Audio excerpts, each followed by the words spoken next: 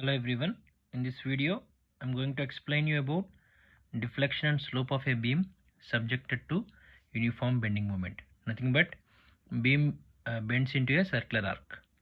So here, a beam of length L is subjected to uniform bending uniform bending moment M, and as the beam is subjected to constant bending moment, hence there will be a bend into a circular arc. So here A, C, B is initial position, without loading, without bending moment, and after that A, C dash, B, which is deflected position. Okay, so ACB is the normal position, initial position, and A, C dash, B is the deflected position.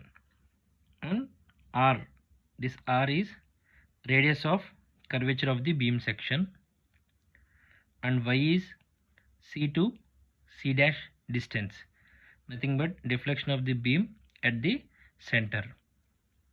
I is nothing but moment of inertia of the beam, and theta is nothing but slope of the beam at end A, that is angle made by this tangent. This is the tangent at the A with the beam AB. Okay, this is the tangent and this is the beam. And next we have to calculate, hence theta is in radians, tan theta equal to theta. Theta becomes the slope as the slope is. This theta becomes the slope as the slope is nothing but dy by dx equal to tan theta. Tan theta is nothing but theta here. So AC equal to BC equal to L by 2, that is nothing but beam length. This AB total length is L. So from A to C it is L by 2 and C to B it is L by 2. Also from geometry of the circle, we know that geometry of the circle, we are having the two same radius. The formula AC into CB equal to, if we are having the two same radius, AC into CB equal to DC into C dash. Okay, so AC value is L by 2, CB value is L by 2, and DC. So DC is nothing but, we need this portion. So DC is nothing but D C dash minus C dash. So I am deducting from the total value D C dash minus C dash. So D C dash is nothing but 2 radius.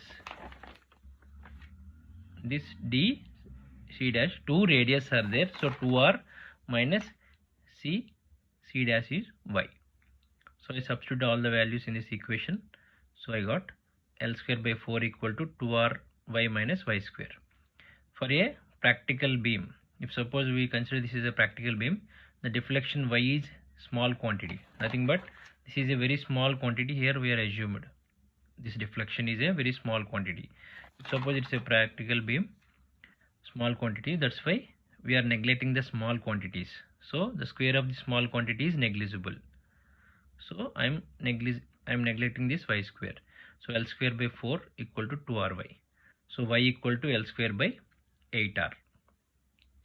But for bending equation, we know the bending equation M by I equal to E by R. For that R equal to EI by M. So I substituted this R value in this equation. So I got ML square by 8EI. So this equation gives that central deflection of the beam which bends in a circular arc, nothing but this one. Okay, and next, value of the slope theta from triangle AOB. We are considered this triangle AOB, sin theta equal to opposite side by adjacent side, AC by AO.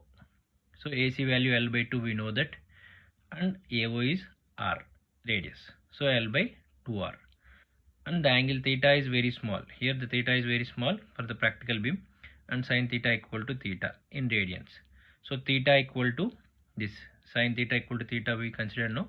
So theta equal to L by 2R. So I substituted this R value EI by M in this equation.